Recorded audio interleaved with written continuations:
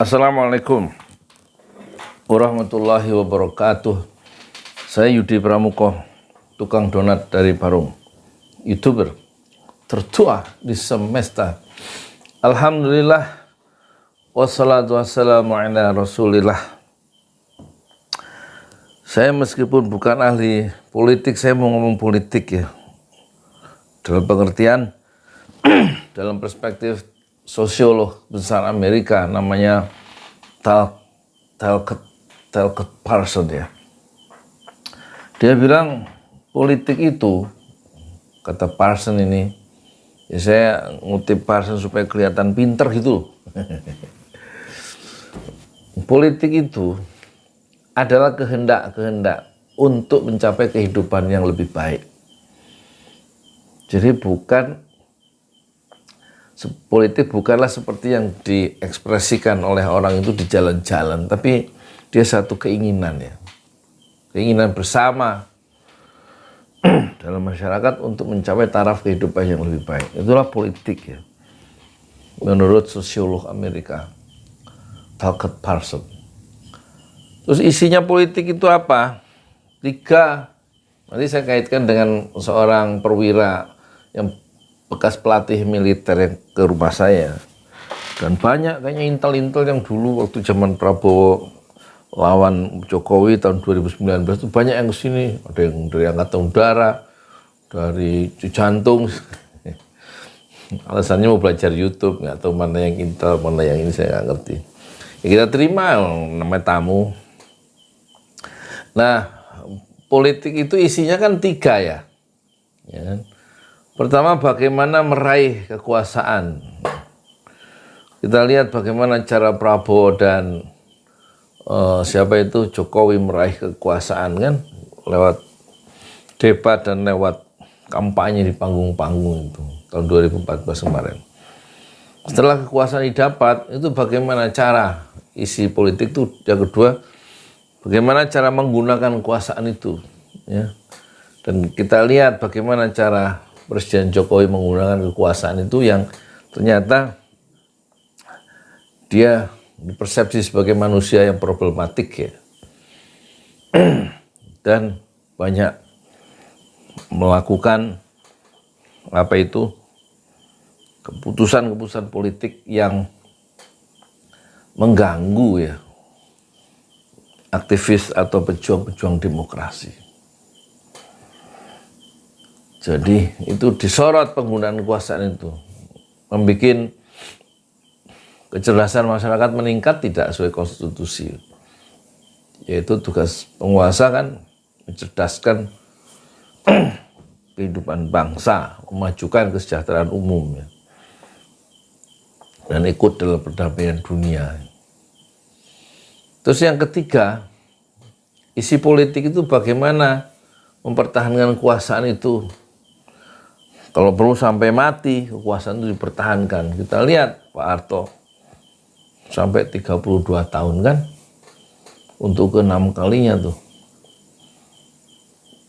Ke-7 kalinya ya kalau nggak salah. Pilih Maret 1999 ya. Tapi sebulan atau 2 bulan kemudian dia jatuh itu. Bulan Mei itu. Tapi dia ingin mempertahankan kekuasaan. Bagaimana Presiden Jokowi itu membiarkan ya anggota-anggota kabinetnya, orang-orang parlemen, termasuk Luhut dengan big datanya, itu bagaimana katanya lalu lintas pembicaraan itu sampai ratusan juta yang menghendaki kekuasaan diperpanjang sampai 3 periode. Ada big datanya itu. Katanya 110 juta pembicaraan itu. Tapi dibantah sama ahli komunikasi atau ahli teknologi informasi. Orang pengguna Twitter aja cuma 18 juta. 18 juta. Terus yang pembicaraan mengenai mengenai 3 periode atau perpanjangan kekuasaan Pak Jokowi itu cuma 11.000 paling banyak lalu lintas itu di Twitter itu loh. Dan dari antara 10 dan 11 ribu itu 80%-nya menolak perpanjangan kekuasaan. Jadi segala cara dipakai bagaimana kekuasaan itu diperpanjang ya. Luhut bicara, terus nanti Bahlil bicara alasannya karena 2 tahun ekonomi tidak jalan, itu menurut suara para pengusaha itu supaya diperpanjang ya untuk memulihkan ekonomi. Alasannya macam-macam. Kalau Luhut saya punya big datanya. Terus ada lagi yang Mataliti itu ketua DPD dia juga bicara. Jadi kita perpanjang 2 tahun deh, 3 tahun apa berapa gitu ya. Wes macam-macam lah ya kan. Itu watak kekuasaan gitu, ingin mempertahankan kekuasaannya kalau perlu sampai mati. Soekarno juga begitu, sampai tahun 67 dicabut oleh MPRS kan. Karena pidato Nawaksaranya itu ditolak oleh MPRS. Kalau enggak, pengennya kan dia diangkat, disahkan oleh DPR waktu itu sebagai presiden seumur hidup. Ya disokong sama partai NU Nahdlatul Ulama, itu sejarah kita ya. Jadi orang itu isi politik itu 3, bagaimana merebut kekuasaan, yang kedua bagaimana menggunakan kekuasaan yang sudah direbut itu, dan yang ketiga bagaimana mempertahankan kekuasaan itu selama mungkin kalau perlu sampai mati. Dan satu hari, ya, itu segera latar belakangnya. Kalau saya menunjukkan, saya ngerti gitu sedikit tentang politik. Ya nggak apa-apa, tukang donat kan boleh ngomong semaunya. Supaya kelihatan orang-orang pintar, kayak orang pintar tuh. Kayak Raffi Harun, kayak Akbar Faisal, wah yang hebat-hebat itu ya. Kayak Gita Wirjawan, kayak Abraham Samad, kayak siapa, Novel Baswedan yang sekarang pada punya channel tuh. Ya masih kalah subscribernya sama saya. Tukang donat. Mereka belum 100.000, kalau saya udah dapet itu tuh silver play button. Ini mah 100.000. Sekarang kan alhamdulillah sudah 387 subscriber ya. 1387 kalau nggak salah. Nah satu hari dulu 2019 itu datang ya. Datang pernah jadi pelatih militer gitu loh, udah pensiun. Dia kenal siapa Luhut, kenal siapa Prabowo, kata dia. Jadi saya nggak ngerti. Ngobrol di depan rumah itu lama, ada 2 jam. Masih gagah, ingatannya masih kuat ya. Dia tahu siapa Luhut. Nah terus dia bilang di kalangan purnawirawan TNI itu, seiring datangnya gelombang pekerja Tiongkok, itu terjadi keresahan katanya yang hebat di kalangan purnawirawan TNI atau ABRI. Karena apa? Bagaimana sih katanya negara ini? Tapi kecemasan mereka, kegalauan mereka menghadapi kenyataan banyaknya anggota tenaga Cina itu dari Tiongkok itu membuat mereka resah tapi nggak bisa berbuat apa-apa gitu. Kata perwira yang datang tadi itu. Ini 2019 ya. Jadi ini kita kaitkan dengan kemarahan Rocky Gerung ya, ketika IKN itu dijual, dalam tanda petik ditawarkan ke Cina. Dalam pertemuan kemarin yang melahirkan 8 kesepakatan itu, udah nggak laku di mana-mana, ditawarkan ke Cina, itu sama aja dengan menjual tanah air, kata Profesor Jusnul Mariah ya. Ya ditawarkan dan kemudian dijanjikan katanya oleh Pak Jokowi itu, presiden maksudnya, sebagai presiden loh ya, itu tanah 34.000 hektar dengan hak guna usaha itu 180 tahun apa 190 tahun gitu. Wah, lebih dari sikap kolonial tuh. Jadi diberikan keleluasaan sampai hampir 200 tahun, berarti 2 abad itu, untuk perusahaan-perusahaan Cina yang berinvestasi di IKN. Nah itu kan membuat seorang Rocky Gerung tuh marah besar kan. dan dia menjuluki kebijakan itu sebagai bajingan tolol. Waktu ditanya kenapa mengucapkan itu di channel lain tuh, kalau nggak salah diwawancarai oleh Tempo.co apa ya, yang pewawancaranya itu ada 3 orang tuh. Ya gimana dia nggak marah, itu kan sebenarnya saya hanya menaikkan oktav ya, dari dungu menjadi bajingan yang tolol. Dia nggak punya cara lagi, saking betul-betul kebijakan pemerintah itu yang menjual Indonesia dengan cara yang murah, menawarkan IKN, membuat dia sebagai netizen Roky Gerung itu marah, dan dia memilih diksi itu dengan cara yang sadar ya. Dengan cara yang sadar. Hanya dia yang berani ngomong begitu. Karena sebagai filsuf, kan ada 2 pandangannya. Biasanya ide itu tidak pernah mati, yang satu. Ide itu tidak pernah mati dalam dunia filsafat. Yang kedua, ide itu selalu mendahului realitas ya. Jadi dia sudah bisa membayangkan akan terjadi bahaya kalau nggak dibayang-bayangi dengan terus terangan, dengan kritik ya, terhadap kebijakan politik Pak Jokowi yang memberikan tanah Indonesia diberikan ke Cina ya kan, untuk mendapatkan imbalan sebagai hak guna usaha selama hampir 200 tahun atau 2 abad atau 180 tahun. Itu kan nggak itu pengusaha atau bukan pengusaha, itu membuat orang nggak mengerti, termasuk Amin Rais, termasuk Rizal Ramli, termasuk Ihsanuddin Nursi, termasuk Faisal Basri itu kan. Ini bagaimana ya kan? Dan kita juga mempertanyakan ya, di mana TNI itu?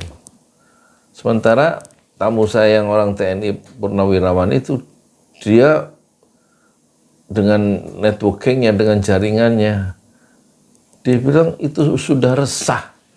TNI itu ABRI Purnawirawan tapi tidak bisa berbuat apa-apa. Kok ada orang gelombang imigran, gelombang pekerja Cina itu datang dengan karpet merah ya. Dan memang akhirnya Luhut mengakui di CNN atau CNBC itu ya, itu proyek-proyek Cina itu jumlahnya itu 15.900 sekian, hampir 16.000 jumlahnya. Ya kalau memang jumlahnya hampir 16.000 proyek Cina di zaman pemerintahan Pak Jokowi 2 periode, sejak periode pertama itu sudah digarap itu poros Jakarta Peking, Jakarta Beijing itu betul-betul mungkin dalam perspektif Roky Gerung itu berbahaya kan gitu. Dia sudah bisa melihat bahayanya itu dengan kekuatan idenya, kekuatan logikanya, kekuatan nalarnya ya. Makanya dia bisa melontarkan kata-kata yang sangat tajam itu dan menggetarkan istana ya. Di saat orang-orang atau penjilat-penjilat kekuasaan itu tidak ada yang bersuara, mungkin punya hati nurani juga terganggu, tapi mulutnya terjahit. Karena ada kepentingan, dia terikat dalam sistem itu. Dia involve itu, penjilat-penjilat itu kan, termasuk kaum intelektual itu. Ya kan? Dia involve. Sehingga tidak bisa melihat persoalan dengan jernih. Sementara Roky Gerung kan di luar sistem. Dia seperti berdiri karena dia sebagai pendaki gunung. Dia seperti berdiri puncak gunung tuh. Bisa melihat batas-batas seluruh hutan itu dan di mana kelok-kelok sungai itu bermuara, dia tahu Roky Gerung karena dia berdiri di puncak gunung atau di leher gunung. Ya. Di mana letak horizon itu dan di mana kelok sungai itu bermuara dan ada berapa sungainya, di mana muaranya itu. Sementara orang-orang yang pengukuh atau menjadi skrup kekuasaan yang dulunya kritis anggota atau aktivis 98 ketika masuk kekuasaan terus menjadi semacam toa pengeras suara. Ya, pengeras suara yang memperkeras suara untuk mendukung kekuasaan itu seperti mereka itu seperti tetap di kaki desa dan penglihatannya terhalang oleh lebatnya hutan. Dia tidak bisa melihat horizon dan juga tidak bisa melihat aliran sungai, kelok sungai itu, apalagi muara, kemana aliran sungai itu bermuara di samudra. Rocky Gerung melihat bahaya itu dari ketinggian. Dia bisa melakukan abstraksi dan bisa melakukan konseptualisasi masalah itu yang tidak bisa dilakukan oleh para pengkhianat-pengkhianat intelektual yang berkerumun di sekitar istana itu. Ya, siapa mengkhianat intelektual? Banyak. Ya Bapak, betul Bapak. Sudah betul Bapak langkahnya Pak. Ini tepat untuk kepentingan bangsa Bapak. Jadi apa? Udara feodalisme itu begitu pekat dan hitam ya. Sehingga tidak bisa lagi berkata tidak Bapak, itu tidak betul Bapak. Gitu ya. Dan ini berbahaya itu dilihat oleh Rocky Gerung sih, dia menaikkan oktav kecamannya itu dari dungu menjadi lebih tinggi dari dungu, yaitu kebijakan politik yang seperti bajingan tolol itu ya.